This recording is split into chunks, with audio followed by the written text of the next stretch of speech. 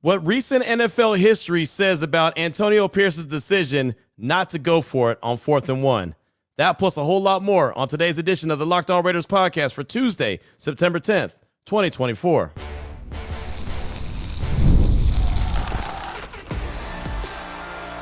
You are Locked On Raiders, your daily Las Vegas Raiders podcast. Part of the Locked On Podcast Network, your team every day.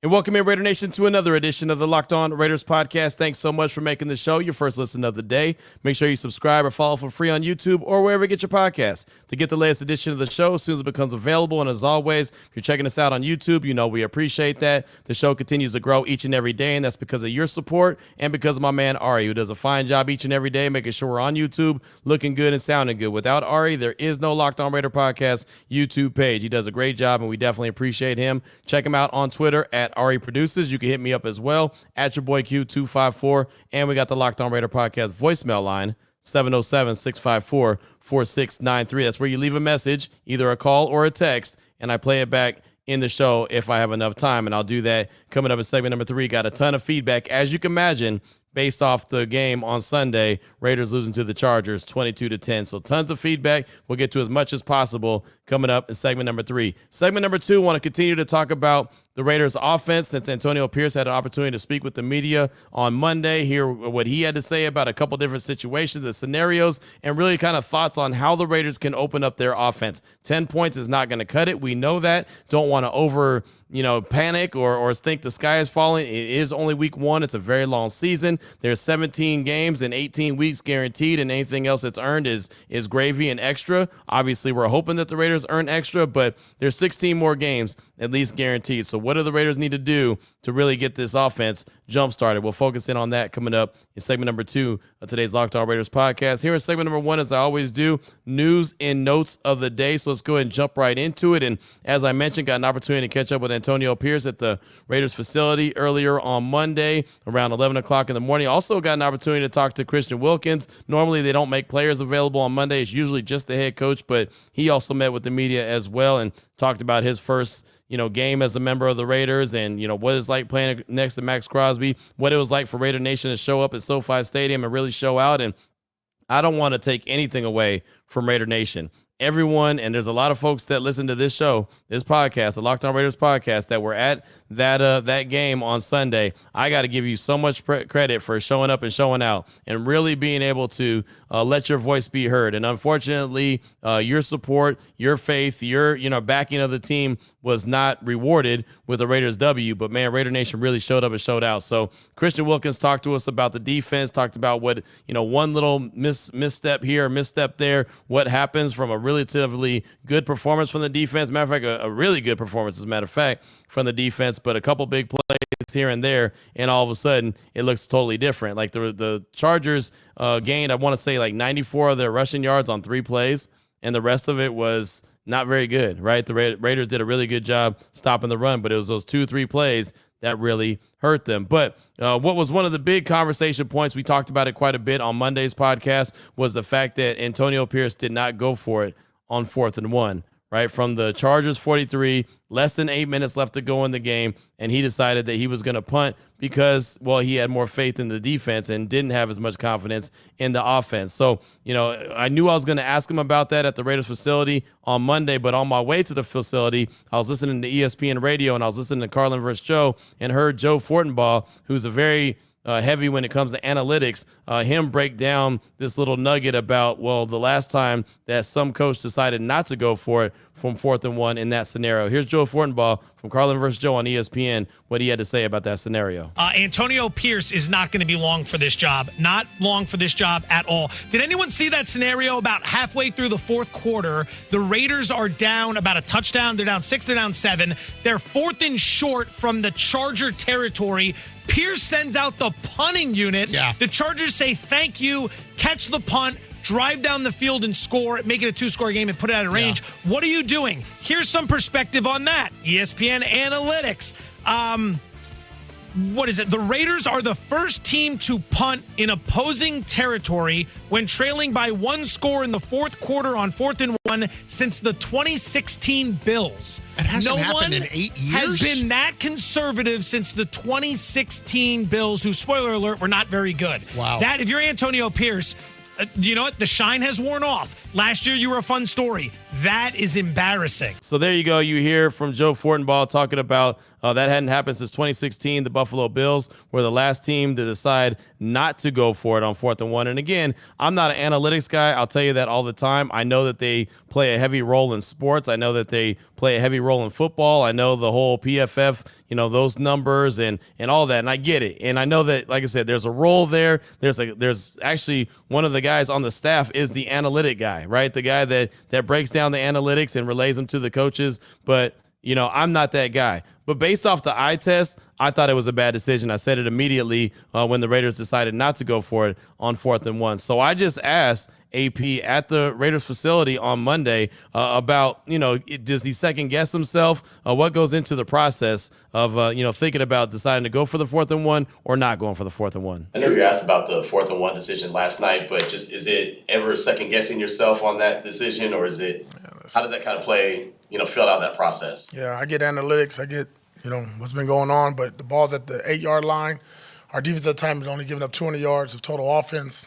That's the strength of our team. So nothing controversial, right? Nothing disrespectful. I just wanted to get his thoughts, and even especially after having an opportunity to sleep on it overnight, watch the game film back, would he have done things a little bit differently? But again, you heard what he said. He had a lot of faith in the defense. They had the Chargers offense backed up to the 8-yard line, and the defense had done a really good job. Was assuming that they're going to be able to get a 3 and out, but they weren't able to do it. But you also heard what Joe Fortenbaugh said, especially when it's like, hey, you're on the clock. It's time to go and, win games, and all the good feels from last year are over. And that's something that I expressed when I talked to Matt George from the ABC affiliate in Sacramento, the TV station. I said, yeah, all that last year was great, but it's a production-based business, and Antonio Pierce knows it's all about winning games now. So, you can't, when you have a chance to go down the field and potentially tie the game up, I feel like you got to take it, right? You can't have the thoughts of, okay, well, I think that the defense will be able to get the ball back, and then we'll have another opportunity. At that point, you're in the best position.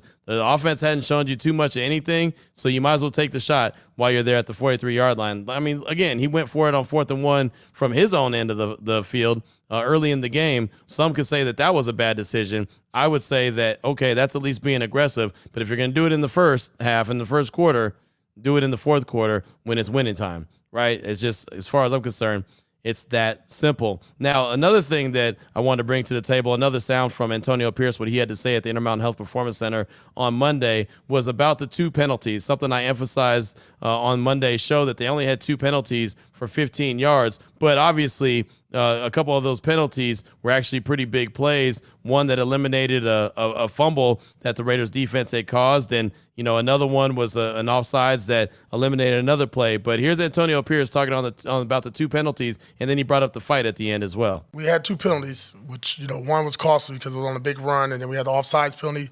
That was a sack. So we had 2 penalties in the game. The thing that's disappointing was just, obviously the little deal down there in the end zone. And I get it. We're protecting our teammate. But we never want to put ourselves in a position where it's possibly ejection, fines, or suspension down the road. We don't want to be that team, right? And the history of the Raiders has always been that team. Well, we don't want to have that, and our guys just got to be careful. Again, I love protecting one another and going to battle for one another. But if you throw punches, anything like that, you're in the wrong sport. The fight that happened and some possible suspensions and things like that. Are you worried about hearing anything like that? Have you heard anything yet? That's above my pay grade. It's at the NFL offices now. Got to be a pro. Right? I mean, we play football, not boxing. So you can hear his explanation on the 2 penalties and how the one, especially on Charles Snowden when he was offsides and it eliminated that fumble that the Raiders defense had caused, how that was a big deal. So even when you only have 2 penalties for 15 yards that is accepted, it still could end up being bad penalties. And then you hear him talk about the lack of discipline at the end and the little skirmish that they got into. And you could tell in his voice that he was a little concerned that, maybe there are players like a Jack Jones or a Christian Wilkins or a Max Crosby or anybody who is involved in that little skirmish. Maybe there would be a suspension coming down. Like he said, it's over my pay grade. It's in the league hands. Well, Tom Pelissero from the NFL Network tweeted out the NFL is not expected to suspend any of the players involved in Sunday's fight near the end of the Chargers-Raiders game. Jack Jones and Joshua Palmer for the Chargers were ejected. There could be fines as well, but no suspension. So that's a positive. That really is a positive. The Raiders aren't deep enough to have guys suspended for foolishness at the end of the game. And you can hear Antonio Pierce was not happy about it. Hey, man, if you're throwing punches, you're in the wrong sport. This ain't boxing. You're playing football. You're not boxing. Also, something that came from Sunday's game was the fact that Tyree Wilson left with the knee injury, was ruled out with the injury, suffered a knee sprain. Apparently, according to Ian Rappaport, also from NFL Network, the injury is not believed to be long-term, and the knee is still structurally sound, which is good news because we know Malcolm Kuntz is going to be out for at least 4 weeks, and from what I'm hearing, it doesn't sound like there's a whole lot of positivity that he'll be back in 4 weeks either. He may miss a couple more games after that, maybe more. We'll find out closer to that 4-week spot, but we know that Malcolm Kuntz is going to be out for some time. And then all of a sudden, a guy that you expected to step up and play a role in Tyree Wilson, all of a sudden now he's going to miss some time, and who knows how much time that's going to be. But you look at the defensive line, now the depth is taking a hit. So I know Paul Gutierrez asked AP about the lack of depth now on the defensive line based off those 2 injuries. Tony, I know you're waiting to hear back on the results of Tyree's knee, but with Malcolm already on IR and Tyree possibly missing a little bit of time here, how aggressive do you guys then have to be in bringing in somebody potentially to address the depth at defensive end edge rusher? Yeah, we got thin real quick. Telesco is working on that right now currently. So you hear Antonio Pierce say that Tom Telesco is working on that depth right now. So I'm assuming that they're going out and they're going to use some of that $29-30 million that they have in open cap space and bring somebody in. Now, who is that? I've had a lot of people say Unique Ngakoue, he's out there available. Maybe he's the guy that they bring in. I don't know if he fits in the scheme that Patrick Graham wants to run. You remember the first year that Patrick Graham was a defensive coordinator and Unique was there, they ended up moving on from him and bringing in Chandler Jones. So I don't know if that's a guy that they want. I like Unique Ngakoue a lot. He's a guy that is guaranteed to get you 8 sacks a season. You could just about guarantee that. That's just what he does consistently. But he's still out there on the open market. There's not a whole lot of other guys out there. I thought Charles Snowden did a really good job. JB, I should say JR. JB is Jacorian Bennett. JR, Janarius Robinson, thought he did a really good job as well, filling in for Malcolm Kuntz. He's the guy that flashed in training camp too, so maybe that's going to be, the way that they go. But would not be surprised to see the Raiders get some kind of notification sometime today, maybe tomorrow at the latest, that the Raiders have signed an edge rusher, somebody to take that spot of Tyree Wilson based off of how long he's going to be out. And there is no clarification on how long he's going to be out, if he's going to miss this week's game against Baltimore, if he'll miss multiple games. There has been no clarification on that. But I did want to pass this along from Aaron Wilson from KPRC2 in Houston. He tweeted out, former Colts corner Micah Abraham is working out for the Raiders on Tuesday per a league source after previous workouts with the Texans and the Broncos. So he's not a defensive end, but clearly the Raiders are looking to maybe add some depth to the cornerback room as well. I thought Jacorian Bennett did a really good job on Sunday, but maybe they're working out Micah Abraham just in case they're concerned that Jack Jones might miss some time and then they won't have any depth. Maybe Nate Hobbs, any of those guys. And it's not really a deep room anyway, as we very well know, something that, I mistakenly thought it was deeper than it really was until we started seeing some action. So, that's just a couple notes, little news and notes here for segment number 1 of today's Locked On Raiders podcast. Coming up in segment number 2, going to talk about the Raiders offense. Going to hear from Antonio Pierce, a couple things that they had dialed up that never got executed on Sunday and how they can try to get this offense jump-started. They're going to need it, especially this upcoming week against the Baltimore Ravens. That's coming up in segment number 2 of today's Locked On Raiders podcast. We'll get to that after I tell you about one of our great sponsors, which is Hims. Men, when we leave the house, it's what? Phone, wallet, keys, and of course, one quick look in the mirror. How's my hair look? If you're experiencing hair loss, you may not be so confident when you step outside your door. It's time to get that confidence back and restore your hair with Hims. And face it, no man wants to lose his hair, but for men, it's actually very common. And now with Hims, the solution is simple. Try Hims Hair Loss Solutions, and you'll be joining hundreds of thousands of subscribers who get their flow back. Hims provides access to a range of hair loss treatments that work all from the comfort of your couch. Hims makes treating hair loss simple. They have doctor-trusted treatment options and clinically proven ingredients. They can regrow hair in as little as 3 to 6 months. So what do you need to do? Well, start your free online visit today at hims.com/lockedonnfl. That's hims.com/lockedonnfl for your personalized hair loss treatment options. hims.com/lockedonnfl. Results vary based on studies of topical and oral minoxidil. Prescription products require an online consultation with a healthcare provider who will determine if a prescription is appropriate. Restrictions apply. See website for full details and important safety information. All right, Raider Nation, here we go. Segment number 2 of today's Locked On Raiders podcast. Want to continue with the Raiders offense and how to really get this thing jump-started as they got a big, tough game coming up on the road in Baltimore with the Ravens coming up on Sunday. And we'll actually start turning the page and start looking ahead towards the Baltimore Ravens coming up on tomorrow's show. But, 3 keys that I had offensively for the Raiders going into the Chargers game: establish the run, consistent and smart quarterback play, stay ahead of the chains, and stay on schedule. And, to be honest, those are going to be 3 of the offensive keys all season long. For this team to be successful offensively, they're going to have to do that. And Zamir White wasn't able to get cooking in the run game. It looked like he was hesitant.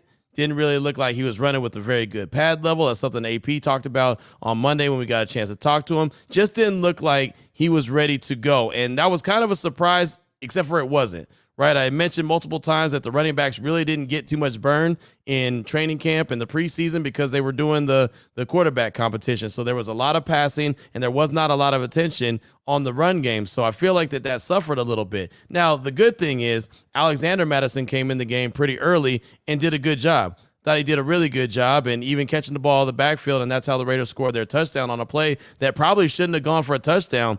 But Alexander Mattison made it happen and ended up getting into the end zone. So here's Antonio Pierce talking about Alexander Mattison, and then a follow-up by me about just kind of having the hot hand. I give him a lot of credit. Baby, his wife went in labor right before the game started. For him to stay focused like that, baby boy, he was born, I believe, last night. So congrats to him. But I thought he did a heck of a job. Every time he went in there, made plays, really good job also in pass protection for us. I thought, this was one of those games. You go in the game thinking, hey, listen, a lot of Zamir White and then Alex Madison make some plays, and as we go throughout the week, we'll look at that more and more. Is that something that could happen where it's just stick with the hot hand at the time? No, we got to be honest. I think we're just at that point offensively. Look, if it's Devontae, if it's Zamir, if it's Brock, if it's Big Mike, Jacoby, whoever it is, man, we got to do whatever it is to score more than 10 points. That's not going to be good enough in the National Football League. We understand that. That's the frustrating part about it. When you name all these names, you're saying, well, why? Well, listen, penalties and turnovers, that's the reason why. That hurt you. So the good thing about that addition, and I've said that for a while, that Alexander Mattison is going to be a really good number 2 to Zamir White. He may have to be running back 1. He might have to be Batman and let Zamir White be Robin for a while until Zamir White gets used to this scheme. This is a new scheme. Zamir White did not run this last year. This is new with what James Craig is doing with the offensive line, the blocking scheme. And let's be honest about the situation. The offensive line wasn't very good on Sunday either, so it made the running a lot more difficult. But Alexander Mattison has been in this blocking scheme and this running scheme his whole career, no matter where he's been, right? And so he knows what it's all about, and he understands that you just got to go ahead, boom, get to a certain spot. You have to have some patience and hit the hole and then go, right? And if you watch Monday Night Football, like I'm sure you did, you saw what the 49ers were able to do. Again, same concept. Right, and it's basically what Mike Shanahan did way back in the day when everyone who was a running back was successful in Denver. What Kyle Shanahan's been doing in San Francisco, anyone who's a running back is really successful. Hell, no Christian McCaffrey, no problem. What, Jordan Mason? Who? Jordan Mason goes off for almost $150 and a touchdown, right? And he had lanes open all day long. And that's the idea. That's what the Raiders' offensive, running game needs to look like as well. And I'm not saying it's going to look just like that because they're still trying to get their offensive line together. They're still trying to get their running game, to be on the same page. But Alexander Mattison may have to do some of the heavy lifting, more of the heavy lifting early on in the season until Zamir White is ready to be that guy and really gets to, get used to the blocking scheme and the run concept that they're using there. So the good thing is, like I said, that Alexander Mattison is there and he's very familiar with that. Also, not only do they need to get the run game going, have consistent and smart quarterback play, stay ahead of the chains and stay on schedule, they also need to have the opportunity and ability to take some shots, right? We talked about Trey Tucker emerging as wide receiver number 3. Didn't see him really use that speed on Sunday at all. And a lot of that has to do with the run game wasn't there, so you couldn't use play-action pass. I think the Raiders did play-action pass, twice? They weren't able to do that. There was a couple times where I thought Devontae, had a shot to make a big play. Thought Gardner had an opportunity to hit, Trey Tucker, not deep, but hit him a couple times, Devontae a couple times, and he didn't pull the trigger on that. Instead, he tried to get out of the pocket a little sooner than necessary. But really stretching the field is important. You've got to be able to keep that defense honest. And, really, if you think about it, what we started to see on Sunday from the Raiders offense and the Chargers defense, more importantly, is how defenses started to play the Raiders last season with Jimmy G. There was no threat of a deep shot, so they just crowded the line of scrimmage, said, okay, we're not going to let you run, and we're going to sit on everything short.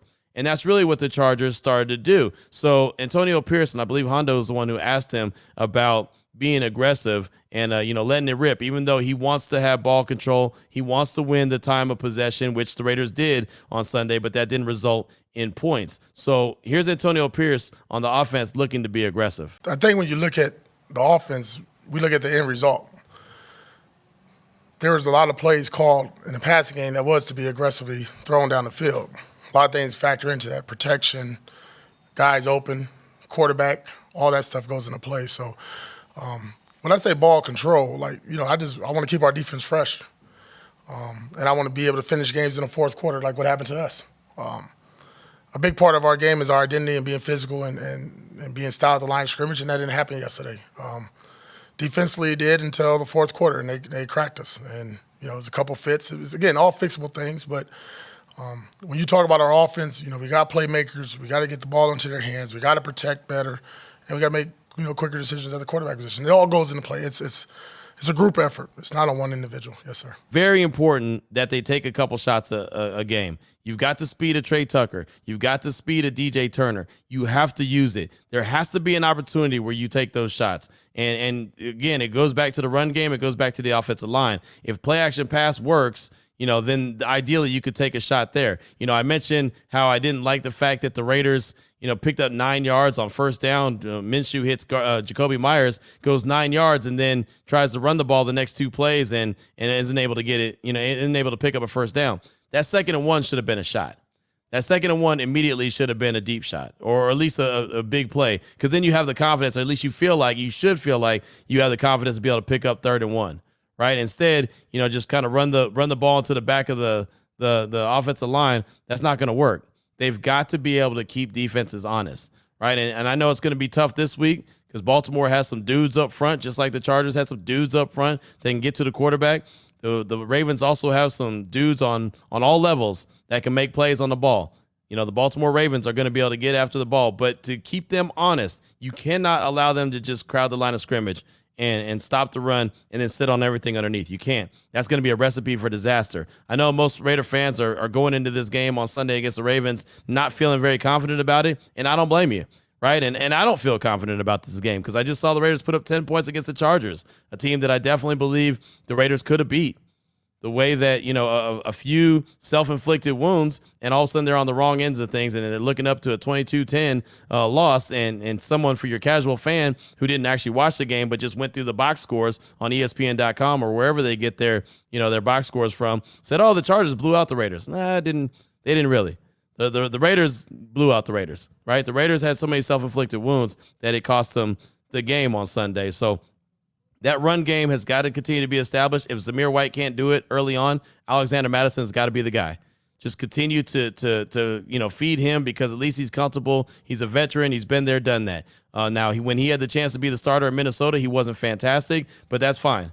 I'd rather a guy that's confident in what he's doing than a guy that's tiptoeing to the line of scrimmage, tiptoeing to the offensive line, and not really hitting that hole the way he was supposed to. And I did think and had confidence that Zamir White was going to be able to do that. And I don't want to overreact because it's only week 1, but it's still something to pay attention to. Like, wait, hold on, right? This is not what this run game was supposed to look like. So hopefully with a week of practice and some adjustments from not only, James Craig, the offensive line coach, but, Luke Getsy, the offensive coordinator. You got Cadillac Williams as the running back coach. Hopefully some more tutelage from him. And, oh, yeah, by the way, Zamir White can't put the ball on the ground either.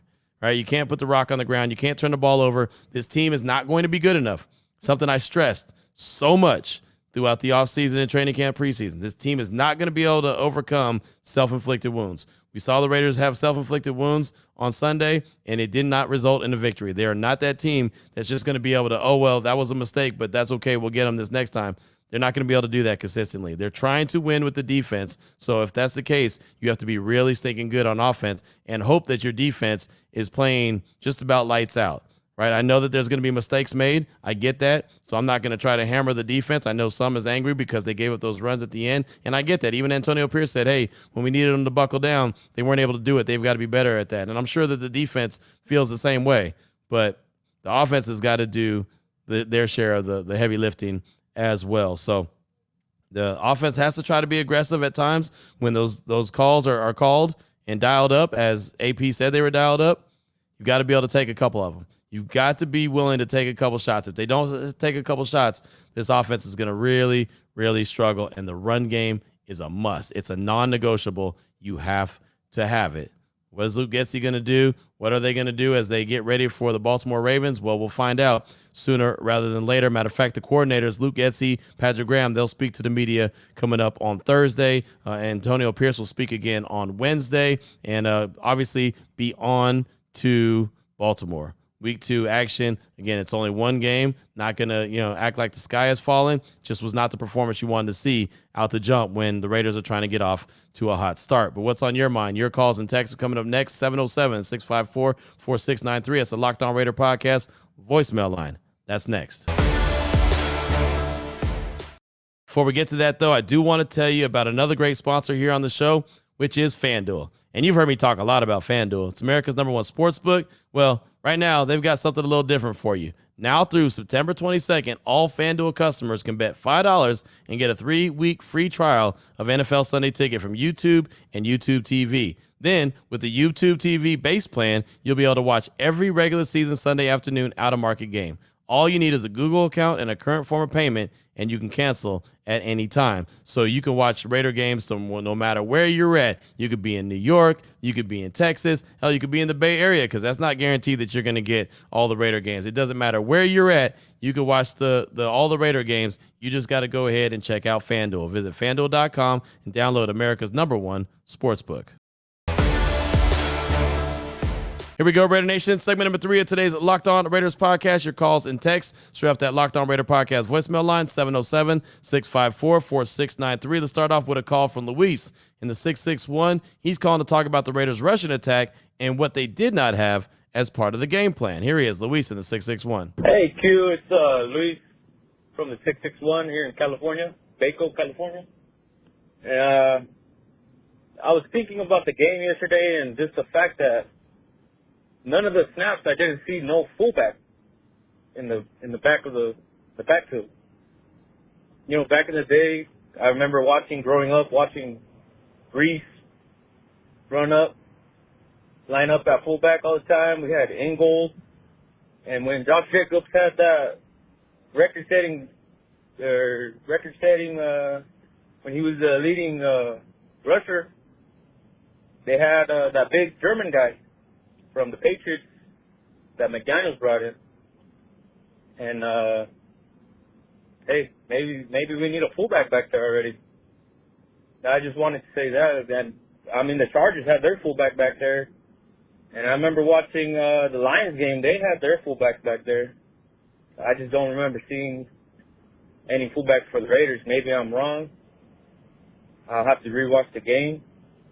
But that's my concern with the team. Maybe that'll jumpstart that running game. Luis, thanks for the call. Appreciate you, my man. And, yeah, the reason you saw no fullback is the Raiders don't have a fullback on the roster, right? You talked about Jakob Johnson. He was the guy that they had the last couple seasons. They don't have a fullback this year. They're actually going to be lining Brock Bowers, or they're supposed to be lining Brock Bowers up all over the field, and there'll be a couple times that you'll see him lined up in the backfield as the fullback. They didn't do that on Sunday, but they don't plan on having a fullback. So maybe that is a difference, right? The Raiders have had fullbacks. There's a time when fullbacks kind of went away, but you saw what the Chargers did, right? They converted one of their big defensive linemen over 300 pounds to their fullback. Hell, they even tried to throw him a pass on Sunday, and Justin Herbert gunned it at him. It was just no chance he was going to catch that ball, just thrown too hard. But it's funny. It seems like the fullbacks are starting to make a comeback around the National Football League. Maybe that is something that the Raiders look into, adding a fullback to their roster, but they currently do not have one. But thank you so much for that call.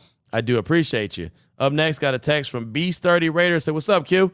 B Sturdy Raider, they made a huge mistake starting Minshew. The O-line played terrible, but it came down to the mistakes Minshew made. I would have gladly went down in flames with Aiden O'Connell, where they may actually be a higher ceiling. At least there's an upside. The defense looked great for 3 quarters, which is all you can ask for. Unfortunately, I don't think this offense will ever give him a chance. Unforgivable mistakes by Minshew, things that just shouldn't happen. D-line is as advertised. Unfortunately, Max won't get Defensive Player of the Year. Thanks, Mark Davis. That's B Sturdy Raider. And thanks for the text. I do appreciate you. And I don't know if they went with the made a mistake by Minshew. I just don't. I could tell you, the only thing I could tell you, B Sturdy, and maybe they do make a call to the bullpen and bring in Aiden O'Connell sooner rather than later. I was in camp for both those guys. Neither one of them did very well. The only thing that Minshew has over Aiden O'Connell is he has mobility and he's a veteran. And for Antonio Pierce, who said he wanted to get off to a fast start, that was, to me, that was the deciding factor, is that he's a veteran and can help the team get off to a fast start. Obviously, that did not happen on Sunday. So, they very well may turn into Aiden O'Connell at some point. I actually thought there was a point in the game where Aiden O'Connell was going to go in when he was playing catch on the sideline and looked like he was warming up. I was like, wait, hold on. Are they already making a call to O'Connell? I don't think that Antonio Pierce would pull him that quickly. But then again, this is a year of Antonio Pierce has got to win games. It's not about, warm and fuzzies and feeling good about changing the culture and, doing things the Raider way and, driving a lowrider. It's not about that anymore. It's about winning games. So you could be right. But like I said, from what I saw in camp, just keeping it a buck, what I saw in camp, neither one of these quarterbacks look very good. That's why I keep saying that they have to get into the draft and go get their guy. They've got to find a way to get their franchise quarterback. And I hope sooner rather than later they get that guy. But thank you for that text. I do appreciate you. Up next, got a call from Rahul in Seattle. It's been a minute. He's calling to talk about that 4th and 1 decision that AP made, not going for it late in the game. Here he is, Rahul in Seattle. Hey, Q, it's Rahul from Seattle. I was hearing your pod this afternoon. My day got kind of broken up in the morning. I heard the beginning of it, and then on my way back home, I heard the end of it. And, I just was listening to you talking about, AP making the decision about the punt and him having all these other coaches that were giving him advice. And I still don't understand. This AP, Antonio Pierce, is a football coach at the highest level of football. Why does he need an advisor to help him make, frankly, a very obvious decision?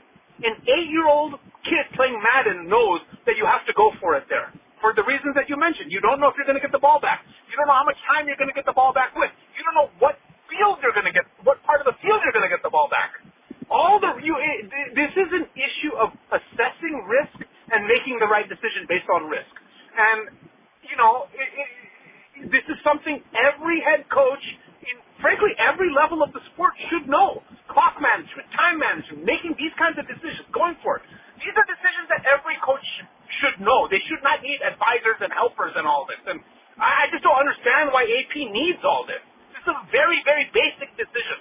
And the fact that he messed it up is really concerning me. And then you go back to the preseason game against Minnesota where he's calling those timeouts. And, man, I'm getting a feeling like this guy has no idea how to be a coach. Maybe he's a rah-rah guy. Maybe he's a motivator, and that's fine. But you got to bring more to the table than that, because I'm seeing a coach who really just doesn't know what he's doing. And I hope that's not the case, but I'm seeing a lot of evidence of that. Anyway, what's up? Rahul, thanks for the call. It's great to hear from you, man. It's been a minute, and I hear you that you fired up. I thought it was the wrong decision as well. I don't understand how having multiple coaches on the staff is the big problem, because I kind of understand why you would have multiple coaches, because there's a lot going on during an NFL game, right? And so you don't want to have to be the guy wearing every single hat and everything stops with you. And like delegating things, I think is okay, right? That was the one thing that AP does that Josh McDaniels didn't do. Josh McDaniels was like, everything is me. I'm the OC. I'm the head coach. I'm the guy who decides this, that, and the third. Hell, I think he had his hand on the defense, right? Where Patrick Graham looked like things opened up once McDaniels was gone and Patrick Graham was able to put his thumbprints on it more. So I'm okay with them having, those coaches on the staff, and especially guys that can, say, hey, I've been there, done that, right? It's okay to say that there's things I don't know, and I got guys that I can lean on that do know these things. I think that that's okay. We'll see what happens moving forward, but that you can't keep making mistakes. You continue to make mistakes, it's going to come back to bite you in the wrong way. And so I think AP is going to learn from it. But then again, when I asked him about it, he was very comfortable in his decision. So again, I'm not going to, I don't want to say second guess the coach because I guess we've already done that. But, I'm not going to question him like that. I'm just going to say what I feel like was the right decision and what was the wrong decision. Just like you said, I feel like that was the wrong decision as well. AP is very comfortable in what decision that he made. At least that's what he's telling us. So that's what we'll roll with. But we'll see what happens if the Raiders are in that situation ever again. Thanks so much for that call, though. It's good to hear from you. Got time for a couple more. This text comes from Angry Raider. It's a pretty lengthy text. He says, "Hey, Q, Angry Raider here. Just wanted to pose a couple questions. One, do you think AP was out voted with Minshew starting week 1, given that AP started O'Connell last year after McDaniels was fired and Minshew had a mediocre preseason? Everyone outside of the Raiders head coach saw that O'Connell was a starter or thought that O'Connell was a starter. Minshew looked horrible in every aspect, and I really believe he lost us this game. I'm worried if this keeps up, AP will be fired before he really gets a chance to start the players he wants to. I know Tom has had his decent drafts with the Chargers, but there's a reason he was fired mid-season, and we all know he has a 51% of the vote on who makes the roster. Minshew missed Adams wide open a few times. Do you think Adams will want to trade after week 2 or 3 if Minshew keeps a starting job and keeps missing wide open passes? I don't want to completely be negative with this message, though. The D-line was amazing. Crosby had Wilkins, and Wilkins lived in the heads of the Chargers offensive line, given they had 5 false starts in their own house. I may be an angry Raider, but that's because I just want to win, baby. As always, I appreciate everything you do, Q. First listen of the day all the way over here in Rhode Island. Go Raiders. That's from Angry Raider. Thanks so much. I do appreciate you. And yeah, look, I'll say this. I don't think that O'Connell did that great to think that, there was no doubt he was going to be the starting quarterback. He did not do great in training camp. From all the practices I was at Costa Mesa, did not look. He was very inconsistent, which is the rap on him coming out of Purdue was that he was very inconsistent. The preseason games, we saw him. I mean, he looked okay at best. Minshew looked okay at best, right? I mean, nobody stood out and was like, oh, yeah, there's no doubt. Like what AP wanted was somebody just to come out and it was going to be a no-brainer that guy was a quarterback because he just looked that much better. And he didn't. And I think that Minshew's starting because he's a veteran and he's got a little bit of ability to move as well with his legs. That's the only reason I think that Minshew's starting, and AP has been really very adamant about getting off to a hot start. And I know the Raiders weren't able to get off to a hot start, but I do believe that was the case. Tom Telesco didn't get fired midseason. He got fired the same time Brandon Staley did, right after the Raiders put up 63 points on him that Thursday night game. And that was towards the end of the season. Telesco had a long run there with the Chargers, and he had misses. Obviously, all GMs do, but he also had plenty of hits, and he had a long run there. His biggest problem was his head coach stunk, right? All the coaches, from Brandon Staley to Anthony Lynn, right? None of those guys were very good. So that was his problem. I think AP can be a really good head coach. I still believe in him. I just think it was a bad day at the office for the Raiders in general. We'll see what happens. But, AP's got to win games. I think everybody knows that. As far as Adams goes, I don't know what's going on in his head. I really couldn't tell you. I have no idea. I didn't get to talk to him after the game. I didn't go to L.A. I'll talk to him after week 3 after the Panthers game. But that'll really be the first time I get a chance to talk to him. I don't get to go to the locker room because it's at 2 o'clock in the afternoon Pacific time when I'm on the radio on Raider Nation Radio 920. So I don't have that ability either. If I do get a chance to catch up with him, or if he does say something meaningful, of course, we'll bring it to the show and speak on it. But I really don't know. I've maintained that if things get off to a bad start and the Raiders look like, they're going in the wrong direction, I don't think that Adams will, want to be around. I don't blame him. He's on the other end of 30 now, and I know he wants to win. And I think the Raiders would want to do right by him. And plus, if they start seeing things go off the rails, they'll probably want to try to get as much draft capital as possible to put themselves in the right position to get the quarterback of the future. So I'm sure there'd be some very honest and open conversations between Tom Telesco, Antonio Pierce, Devontae Adams, even Mark Davis. I think that would all be a part of it. So we'll see how it plays out. But it's only week 1, so I'm not going to talk about the sky falling just yet. But thanks so much for that text. I do appreciate you. And that's going to do it for today's show. Got a call from Heavy D in Western New York. We'll get that tomorrow. A text from Assassin's Ghost. We'll get that as well. We'll have more news and notes of the day. Of course, we'll have plenty of conversation. We'll start to turn the page to the Baltimore Ravens, who are the Raiders' Week 2 opponent in Baltimore. That's right, on the road. A team that lost their opening game to the Chiefs have had plenty of time to rest, right? Had a couple extra days. going to have to take on the Raiders in Baltimore. So we'll see how that all plays out. But we'll start to turn the page to the Baltimore Ravens coming up on tomorrow's show. So until then, Raider Nation, take care of yourself, take care of your family, love on your family. Most importantly, as always, just win, baby.